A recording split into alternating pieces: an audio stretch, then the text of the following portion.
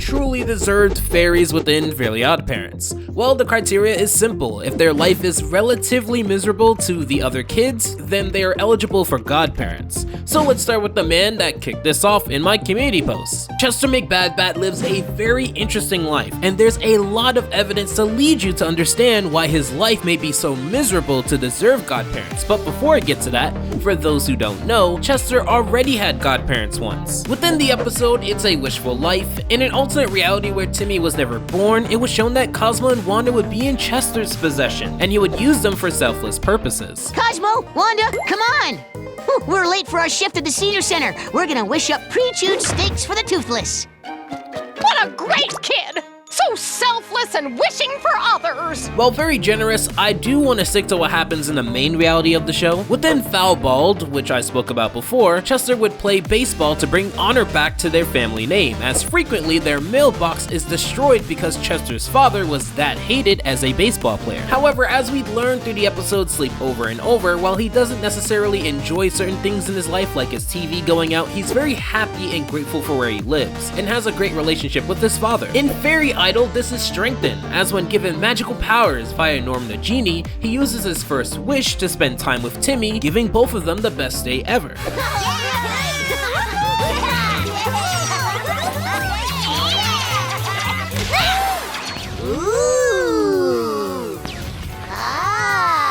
He'd use his second wish to restore his father's name to glory rather than to shame, finally releasing him from hiding his face. Towards the end of A Fairly Odd Movie, Jorgen makes a rule that Timmy can keep his godparents only if he decides to do good things with them, and I feel like Chester would only do good things if he had godparents in this reality, as his soul is very pure. However, since that rule only applied to boys named Timmy Turner, Chester's life is not miserable to Dimsdale standards, even though he does get bullied, gets Fs, and fought a coyote. Now you're gonna get your beaten by a Chester badge. Bring it on, Wiley!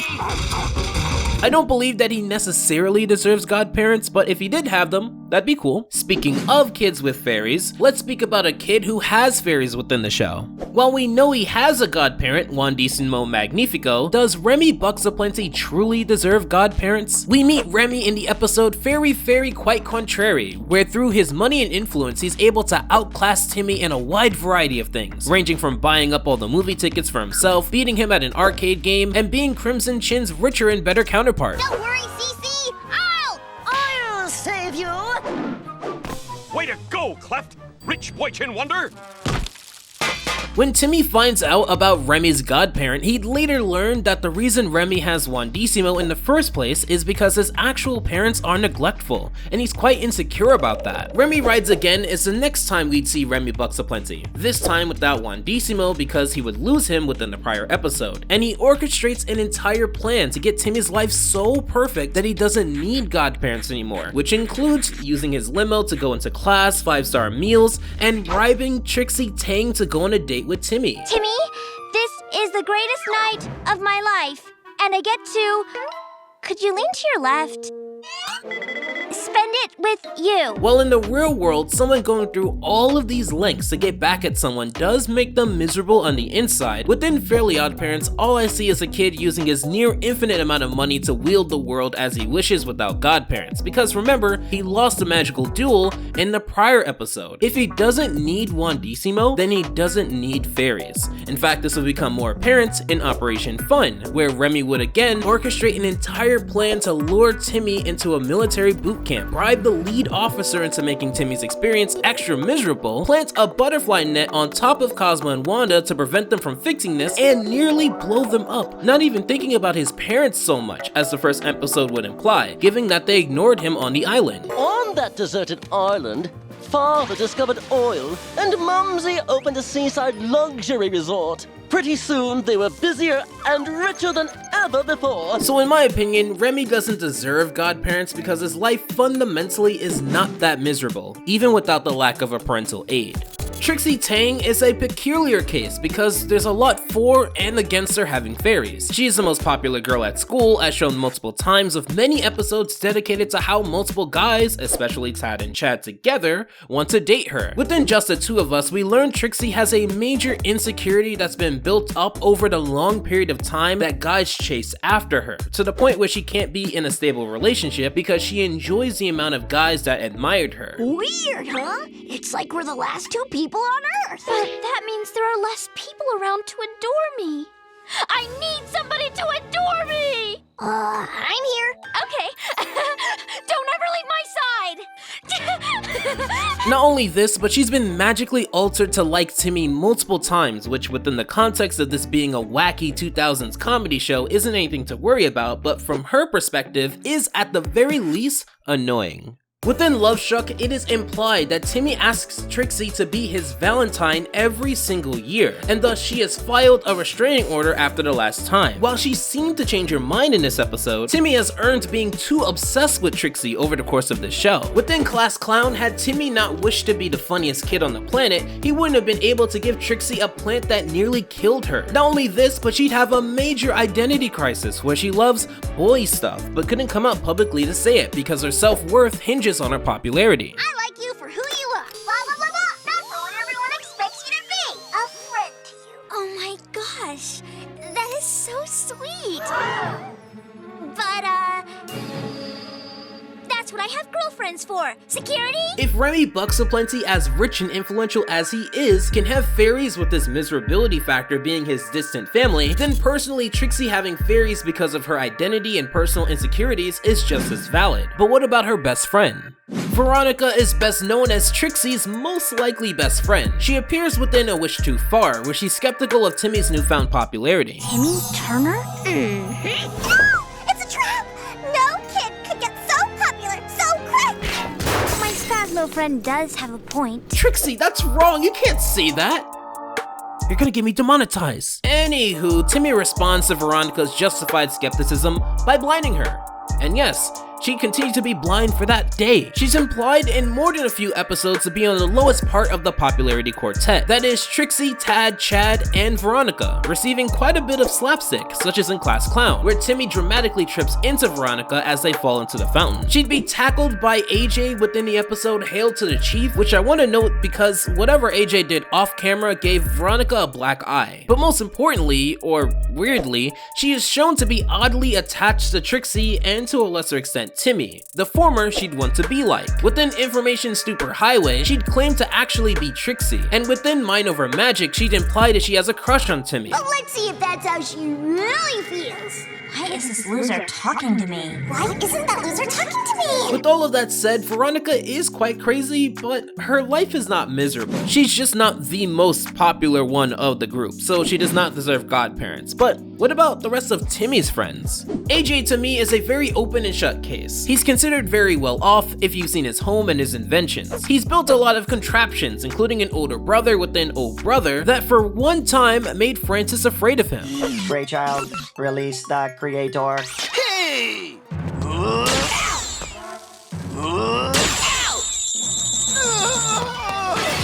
He also has a pretty solid friendship with Timmy, shown as early as Power Mad, but they've had their problems too. Within Smarty Pants, AJ's gloating goes too far and Timmy wishes to be smarter than him, leading into a power struggle with who's more intelligent. Even though Timmy wished for it, AJ is legitimately smart, but it also comes from his close relationship with his family. Within the episode Just Desserts, it is shown that he sits down with his mother and his father and does math problems instead of having a conventional dessert. Yay, dessert! A math book? It's Tuesday. On Tuesday, we multiply fractions for dessert. Nothing is sweeter than knowledge. His friendship with Chester is unrivaled within the show, arguably closer than Timmy's despite their problems as well, such as in Sleep Over and Over, where Chester and AJ argue over who's better between Crash Nebula and the Crimson Chin, or in the episode Remy Rides Again, where Chester uses a lot of slang that annoys AJ for being used awkwardly. You a wiggity wiggity whack, G. I asked nicely. While Chester was more of a tougher case, AJ's life is not that bad for Dimsdale standards, and he does not deserve fairies. Sanjay is considered Timmy's third best friend who also suffers within Fairly Oddparents, but does he deserve godparents? His friendship with Timmy also isn't that great and has worked against his favor, such as an escape from Unwish Island. Despite not being close enough with Timmy to go to his home, he'd be kidnapped for association. Are you friends with Timmy Turner?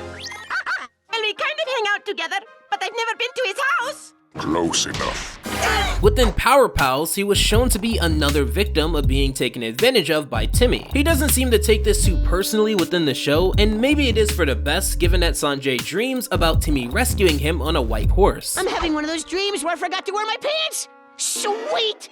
And I'm having one of those dreams where Timmy saves me again. But where is your white horse? He also appeared to be taking a date that looked suspiciously like Timmy to the school's romance dance. His family, from what we've been shown, is unlike most other kids. Within the episode Oh Brother, he is shown to have a happy and supportive relationship with his stepbrother. Sanjay, let me give you a lift to school. You have a big brother? Yes! Here's my stepfather's son! And not only is he the greatest big brother ever, but look! Juice box, little bro? Because of his seemingly healthy relationship with his brother and lack of true resentment for Timmy, he doesn't appear to be miserable, at least not enough for godparents, even with the bullying from Francis. Elmer is an interesting case, but it is quite clear if he deserves godparents or not. He is the biggest nerd at Dimsdale Elementary School and is Timmy's backup friend. Regardless, he seems to have a good friendship with Sanjay, picking him as a lab partner within the episode Most Wanted and having fun with him at the beach within Beach Bummed. He's confirmed to be the fourth closest friend to Timmy and was given an opportunity to change that by being a decoy within the episode No Substitute for Crazy. Little is known about him besides the club he's a part of called Future Flemmer Society. He's also known for its boil, which has a mind of its own as shown within Mind Over Magic. Lucky cheater. I hope nobody notices my boil has a mind of its own. Silence, you fool. Wait, turn your head, turn your head. While it comes up mostly for comedic effect, what's more surprising is that within Love Struck and Just the Two of Us, he had a girlfriend. With all of this said, I do believe he deserves godparents, given his lowest rank on the totem pole, the freaking bullying by Francis, and sometimes Timmy, and his boil, which we'd learned that Timmy's responsible for in It's a Wishful Life. However, Timmy would gain another friend before the end of the original show. To those who don't know, Chloe is a character added to the 10th season of Fairly Oddparents. She's instantly loved by all of her classmates for pointing out that they shouldn't even be at school, liked by Timmy's fairies because she's a nice human being, on casual terms with the President of the United States to the point where he cries if he can't call her, loved by Timmy's parents because she made Timmy's father rich and gave Timmy's mother a makeover, instantly loved by their neighborhood because of the extravagant party she throws, and given fairies by Jorgen on her first day in Dimsdale without explaining why, all in the first episode. It's explained that while she has great intent, her well wishes lead to disasters. You really get me. And now that my foot is healed, I can destroy the city! Roar, man! See? I tried too hard to fix things and I end up annoying people, destroying cities, and then no one wants to be my friend! The first episode does not show Chloe's life being that miserable so much as it shows Chloe is just too nice for her own good sometimes. While that seems like a flaw on paper, with the context that Chloe had to share fairies, it makes little sense why she was the first pick if she's not that miserable compared to her peers. Without fairies, it seemed like she already had a good heart and wasn't particularly disadvantaged besides a few moments before, so in no universe would Chloe deserve fairies with these circumstances. But the opposite is true for this next person. Tootie is generally known for being overbearing and over-emotional within the show, always chasing Timmy and constantly being tortured by Vicky, but she doesn't have godparents within the show. Funnily enough, Tootie wasn't always this way. In the Oh Yeah cartoons era of the show, known more as Season 0, Tootie was chill, and her crush on Timmy wasn't exaggerated. In fact, Vicky was also quite nice to her sister, which is such a stark contrast to the main show. Hi, Timmy! No! I'll pick you up later, sis. Have fun! However, in the main show, starting with the episode Boy Toy, she's actually not that liked. The episode makes it clear that Timmy, Chester, and AJ don't like her at all, pelting her with water balloons, but Vicky doesn't like her as well, ruining her toys and making Tootie do her chores. In fact, Vicky would have a very negative relationship with Tootie, punishing her as much as she punishes Timmy, to which we don't know if she gets paid to do so every time. Vicky would ruin every single birthday party Tootie had, because no kid would want to show up if Vicky was there. We'd also learn her parents don't show up for the exact same reason. Hi, honey. Sorry we missed your birthday party. Well, we'd have been there, but we were too afraid of Vicky. In fact, my biggest point is that the show even confirms, through Cosmo and Wanda, that Tootie is twice as miserable as Timmy, which allowed Timmy within the episode Birthday Wish to loan out his fairies to Tootie. Timmy, according to the rules, you can only loan your fairies to someone who is twice as miserable as you are. Happy birthday to you! Happy birthday to you! Well, that settles that. To me, it is an open and shut case that Tootie probably deserves fairies the most out of anyone on this list, but this episode also shows us why she doesn't have them. One of the rules of having fairies is that you can't tell people that you have fairies. Tootie cannot keep her mouth shut, even for one night. I knew you'd come! Oh, Timmy, meet my fairy princess! Not another word. Regardless, if we're speaking purely in terms of who deserves them, not who can keep them, then even with that massive flaw, she still deserves fairies and probably just needs to be told to keep her mouth shut more often. You might have noticed that I was keeping a giant secret on this last box, and it is because it is a character that a lot of you might not know. So Hazel Wells, at the time of recording this, is the main character in the upcoming show, Fairly Oddparents: A New Wish. An early copy of this episode has made its rounds throughout the community, and I figured to put her through the test as well. She's recently moved into the big city of Dimmodelphia and has to fit in with the new kids, including Doug Dimmadome's grandson, Dev Dimmodome, who gives her a hard time. Now, without spoiling too much, the show has made it clear that she doesn't have friends and resorts to using pet rocks as a coping mechanism for the pain she has of missing her brother. Despite this, she does have a somewhat positive outlook and a healthy relationship with her parents. Relative to the other kids in Dimmodelphia, she does seem to be the one having the hardest time. In this world, Cosmo and Wanda don't have a godchild, so there wouldn't be any sharing involved, and based on the leaked episode, she comes across as someone who deserves fairies, and I can't wait to see what the new show offers, especially after the live action reboot went nowhere, got cancelled, and was scrubbed off of Paramount Plus. And if you haven't heard about the live action Fairly Oddparents show Fairly Odder, you should definitely check it out in this video here.